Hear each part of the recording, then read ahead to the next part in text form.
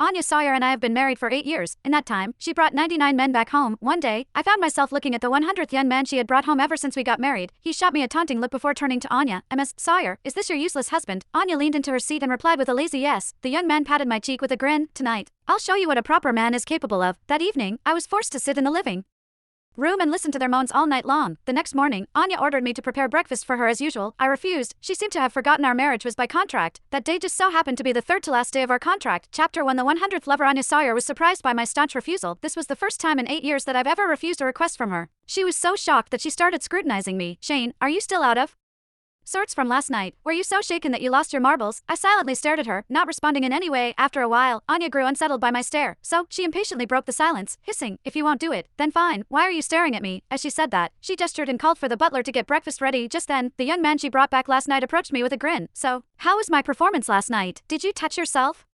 Listening to us, he drawled. He was about to say more, but Anya dragged him away. Stop yapping and get ready for breakfast. The young man raised his eyebrows at me with his eyes gleaming with overwhelming glee and pride. Anya and the young man kept flirting at the dining table as they ate. I did not even raise my head. Instead, I was busy thinking about how I should spend my days in the future. Time passed. Suddenly, someone patted me on the arm. When I looked up, I found Anya standing next to me with a dark look on her face. What is it? I shot her a confused look. She said nothing. Instead, she continued to stare at me with emotions I could not decipher flashing in her eyes. What were you thinking about so deeply? She finally inquired. I blinked at her, somewhat dumbstruck that she would even ask me that. So, I told her the truth. I'm thinking about my future. Anya clicked her tongue upon hearing that. What else can you do besides house chores? I wasn't fazed even though those demeaning words slipped from her lips so naturally. I was already used to it. In the 8 years of our marriage, I'd basically abandoned all personal time in order to take good care of her. My everyday life revolved around her wants and needs. I'd nearly forgotten what I was like when I still had dreams of my own. 8 years ago, I was in desperate need of cash due to my mother's illness. I was at the end of my rope when Anya appeared, saying she would offer me $5 million. However, that money was only up for grabs if I agreed to marry her. I also had to help her manage her family for my mother's sake. I agreed to the deal. Over the last 8 years, I've watched her come home with different men. Once, Anya stared at me with unusually solemn eyes despite being completely sloshed. Shane, we belong to two different worlds. Don't fall for me, she slurred. I always thought Anya was a woman who had no idea what love was supposed to be like. Then, I found out a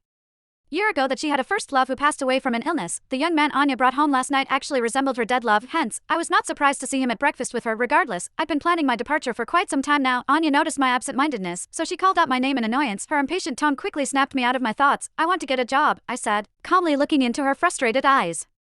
Chapter 2. The crash. Anya let out a sardonic chuckle. With your skills, I suppose you'd do well as a janitor at Sawyer Group. After all, you can't even compare to a fresh graduate like John. I was just about to reply when John Williams, her newest bedmate, walked out of the bedroom. Anya, do I look nice in this? He was wearing the outfit Anya bought for her first love every year. Anya slapped me across the face when I accidentally touched it while cleaning the room. Right now, there wasn't a single hint of anger on her face. Instead, she was solemnly examining John from head to toe with a satisfied look.